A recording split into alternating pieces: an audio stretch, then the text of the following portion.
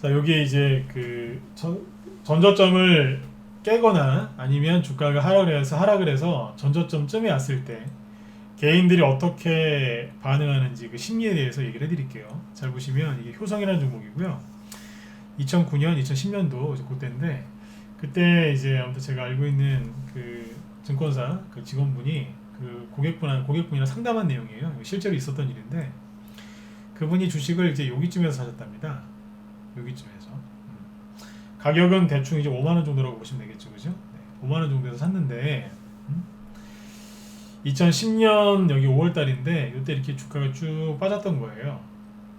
빠졌는데 여기는 이제 4만 원 깨고 그죠? 3만 원대 이제 막 들어오고 있었어요. 3만 뭐 9천 원, 8천 원 가격 여기니까 3만 한 6천 원까지 빠졌거든요. 그러니까 이제 매수가 대비 거의 한 30% 가까이 이제 손해를 보고 계셨겠죠, 그분이. 근데 이제 그 증권사 직원분이 그랬대요. 그분이 힘들어하시니까 선생님 그냥 홀딩 하셔라. 어? 기업 괜찮다 그랬는데 그분이 여기서 손절을 하셨어요. 결과적으로 왜 손절을 했느냐? 전저점 깨질까봐. 그러니까 전저점이 어디예요? 여기지 않습니까? 그렇죠? 네. 여기가 깨질까봐 여기서 선제적으로 손절을 해버린 거예요. 그 당시에 이게 딱 10년 전인데 2010년이니까 딱 10년 전이에요. 근데 이때는요, 이때도 이게 잘 안 맞았었는데 지금 얼마나 안 맞겠냐 이거.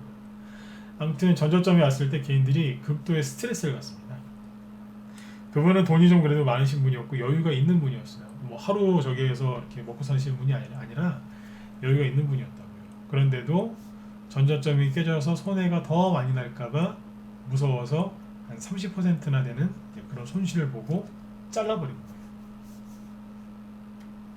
어떻게 됐겠어요? 전저점 깰 듯 한 거죠. 딱 가서 터치한 거예요. 이제 깨진 않았고 거기까지만 딱 갔던 거예요. 그리고 휙 감아서 올려버립니다. 어디까지 올라왔냐면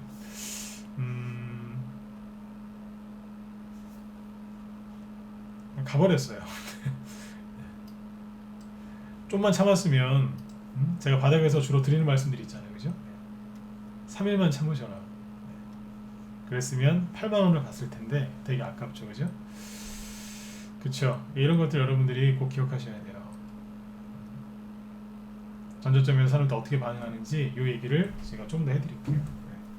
전저점 깨질까봐 이렇게 개인들이 반응을 합니다. 그래서 개인들이 그 보유하고 있는 종목들 또는 지수가 전저점 근처에 왔을 때 어떤 식으로 반응하는지 정확하게 알고 계셔야 돼요. 네. 전저점이 깨져서 불안해하기보다는 전저점이 깨질까봐 불안해서 먼저 손절을 하는 경우가 되게 많습니다. 그리고 최근에는 주식을 오래 하신 분들보다 흔히 얘기하는 주린이 분들이 주식시장에 많이 들어와 있기 때문에 이분들이 굉장히 민감하게 반응할 가능성이 커요. 제가 늘 말씀드리지만 손절을 미리 하는 게 좋은 거냐? 아니요. 나빠요. 나쁘다고요. 뭐 100%는 아니겠지만 손절을 미리 하는 거는 거의 대부분 실수입니다. 그래서 이런 경우들이 많고요. 이게 효성이고요. 그 다음에 이제 제가 또 개인적으로 이건 아까 증권사 그 직원분 얘기를 했지만 저는 개인적으로 겪었던 게 LG화학이에요. 제가 LG화학을 매매했다는 소리가 아니라 이 당시였어요. 이 당시에 여기 보시면 여기죠. 이 자리였는데 이 당시에 이게 LG화학이 되게 많이 갔었어요. 그러니까 10만 원 정도였던 주가가 나중에 이제 뭐 60만 원 정도까지 갔으니까 그죠? 굉장히 많이 왔었어요. 근데 이 당시에 이 정도 이제 많이 올라가면 아시죠? 네. 얼마나 증권사라든지 아니면 언론에서 추천을 많이 했겠어요, 그죠? 그래서 어떤 분이 이 종목을 이런 데서 사셨어요. 급락하기 전에 뭐 이런 자리 요즘에서 이제 사신 분이 있었는데 이분은 저희 방 회원은 아니었고 그 당시에 이제 10년 전, 이것도 10년 전이었죠, 사실상 그죠?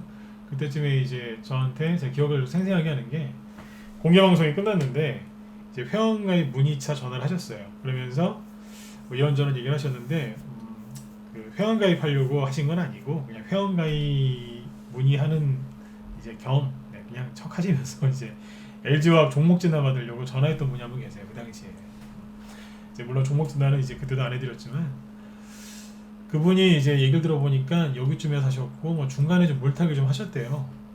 네. 누가 샀냐 그랬더니 증권사 직원이 얘기를 해줘서 샀다 그러더라고요. 처음에 여기서 샀고 그 다음에 물타기를 어딘가에서 해가지고 평단가가 대충 요 정도였어요. 요 정도였다고 보시면 돼요. 근데 언제였냐면 이제 여기입니다. 여기서 한번 급락을 했었죠, 그죠? 네, 그리고 요 자리 여기에서 이분이랑 여기서 통화를 했어요. 거의 몰빵했더라고요. 이분의 심리가 거의 완전히 이제 무너져 있었다라고 보시면 돼요. 정말 그 정도였어요.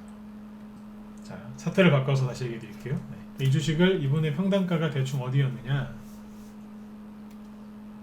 여기쯤이었다고 보시면 돼요. 근데 여기에서 그분이랑 통화가 됐는데 굉장히 힘들어하시는 거예요.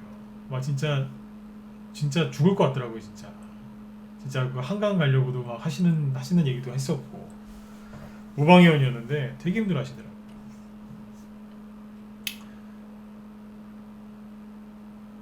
손절했다 그러더라고요. 너무 힘들어서 손절했다고. 왜 했냐? 좀만 참지. 그랬더니 너무 힘들어서 손절했다 이거예요. 여기 잘 보시면 대량거래 터져 있죠. 그분이 뭐 팔아서 대량거래 터진 건 아니겠지만 이때쯤에 손절한 거예요. 왜 했느냐? 전저점이 깨져서 손해를 더 많이 볼까봐. 그러니까 이분의 평단가는 대충 한 45만원? 그 정도였던 것 같아요.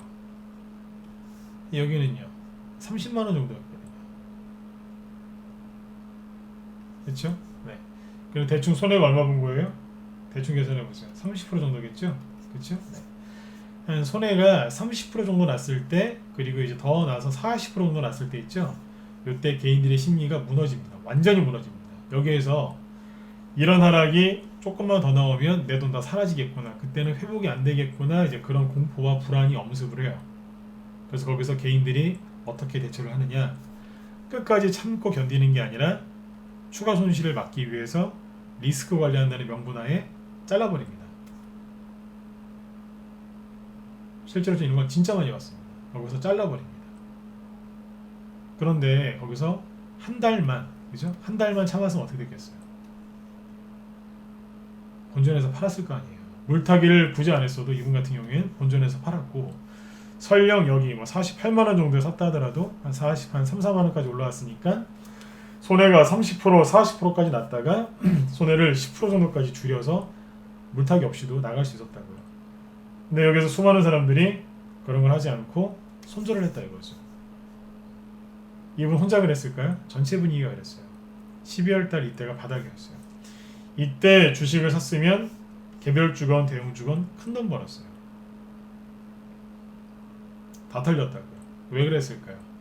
여기에서 뉴스에서 부정적인 전망이 엄청나게 나왔어요. 엄청나게 많이 나왔어요. 11월달하고 12월달을 되게 조심하셔야 됩니다. 왠 줄 아세요? 어두워요. 어둡다고요. 저만 그런 건지 모르겠지만 저는 11월, 10월달쯤 되면 모르겠어요. 저는 사람인데 약간 털거리 하는 것 같아요. 웃으라고 이제 심각한 얘기 하다가 웃으시라고 하는 얘기인데 털거리 하는 것 같아요. 네. 무슨 얘기냐면 머리카락이 좀 많이 빠져요. 한 10월달쯤 되면 날이 좀 추워지면 그러더라고요. 뭐 저만 그런 건 아니겠죠, 그죠? 네. 그 다음에 약간 머리카락이 좀 많이 빠지더라고요. 네. 아침에 이제 씻고 보면은 좀 많이 나와요. 그리고 11월, 12월달쯤 돼서 해가 짧아지고 추워지고 밤 길이가 아무튼 좀 길어지고 그러면 약간 좀 평소보다 좀 피곤하더라고요. 네. 여러분들 좀 그런 거 있으시죠, 그죠? 다 그러신 건 아니겠지만. 네. 이 얘기를 왜 드리냐면 가을 되면 그리고 추워지면 약간 기분이 다운됩니다. 예전에 얘기 들어보니까 비타민 D가 부족하면 뭐 우울증이 올 수도 있다 그런 얘기도 하시던데 그 영향도 있는 것 같아요. 비타민 D가 뭐 햇빛을 많이 받아야지만 생성이 된다면서요. 그렇죠? 섭취도 잘 안 되고 그런 영향이 많거든요. 그래서 그런지 모르겠지만 11월달, 12월달이 되면요 내년에 대한 이제 전망이나 이런 게 많이 나오거든요. 그러니까 한 해를 결산을 좀 하고 내년 전망에 대해서 얘기를 많이 하는 게 11월달하고 12월달인데 그렇게 안 좋은 얘기를 많이 합니다. 언론에서 안 좋은 얘기를 진짜 많이 해요. 언제요? 11월, 12월달에. 조심하셔야 돼요. 내 생각과 내 마음과 이 모든 것들을 지키셔야 내 계좌를, 내 돈을 지킬 수 있는 거예요. 부자가 되는 방법은 되게 간단하지 않습니까? 일단 벌면 돼요. 두 번째, 그거를 불리면 되고, 세 번째, 그걸 지켜야 돼요. 처음에는 벌고 그 다음에 불리고 세 번째는 지키는 거예요. 그 지키는 걸 못하는 사람들이 그렇게 많습니다. 이런 데서 잦은 손절을 하죠. 그러면 이런 데서 잦은 손절을 해도 돈을 벌 수 있어요. 어떻게 이분들이 맨날 손해나는 것만 사시겠습니까? 수익 나는 것도 사실 수 있죠. 하지만 불리는 게 힘들고요. 왜냐하면 손절을 자주 하니까. 그렇죠? 그게 힘들어요. 불려야 되는데 불리지 못하는 거죠. 벌었다가 잃었다가를 반복하니까요. 그리고 맨 마지막에 어때요? 지키지는 못해요. 내 돈과 내 계좌를 지키려면 내 생각을 지켜야 되고 내 마음을 지켜야 됩니다. 마음이 급하면 안 돼요. 여유가 있어야 되고 내 입장에서만 생각하지 말고 다른 사람의 입장에서 폭넓게 생각을 해야 돼요. 내 것만 보지 말고 다른 사람 것도 봐야 돼요. 다른 사람들 거를 다 보고 치는 사람이 누구예요? 타짜죠. 전문 용어로 타짜. 다 보잖아. 영화 보면은 이제 심지어 막 기계까지 다 동원해서 다 보지 않습니까? 남의 패를 다 보고 치는 게 타짜고. 네. 초짜는요. 오직 자기 거. 그죠? 내가 먹을 거. 내가 들고 있는 패. 그거밖에 못 보잖아. 내 생각밖에 못 하잖아. 네. 그게 초짜거든요. 초짜와 타짜의 차이는 내 것만 보느냐, 남의 것도 보려고 노력을 하느냐.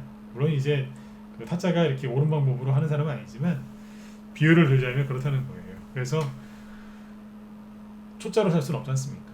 네. 정말 이 험악한 주식시장에서 고수가 되시려면 어떻게 하셔야 되겠어요? 네. 내 것만 보지 말고 남의 것도 보셔야 돼요. 그래서 지금 이제 코스피 지수는 플러스인데 코스닥만 지금 마이너스 1.4% 급락하고 있죠. 왜 저러겠어요? 마음이 힘들어서 저런 거예요. 물론 외국인이나 기관이 뭔가를 때리고 있겠죠. 하지만 진짜 중요한 건 뭐예요? 그 주식에 문제가 있는 게 아니라 그 주식시장에 문제가 있는 게 아니라 그 주식을 들고 있는 사람들의 마음에 문제가 있는 거죠. 그러니까 보세요. 코스피 지수는 멀쩡한데 21선 위에서 조용히 있잖아요. 이런 거 얼마나 좋은 캔들인데요. 정말 좋은 거거든요. 네. 그런데 코스닥은 흘러내리잖아요. 왜 이럴까요? 마음에 병이 있어서 그래요. 불안해서 무서워서 수익 나기보다는 손실을 많이 냈고 그런 걸 반복했기 때문에 뇌가 힘들어서 그래요. 뇌가 힘드니까 마음이 힘든 거죠. 그렇죠? 아무튼 사람들이 전저점을 깰 때 심리가 어떤지 이걸 정확하게 아셔야 돼요. 특히 주린이 분들의 마음이 얼마나 힘들지. 네. 요거는 제가 이따 오후에 또 설명드리도록 할게요. 네. 지금 종목 얘기를 좀 해야 되니까요. 네. 이 설명을 여기서 마치고 다른 얘기 해드릴게요.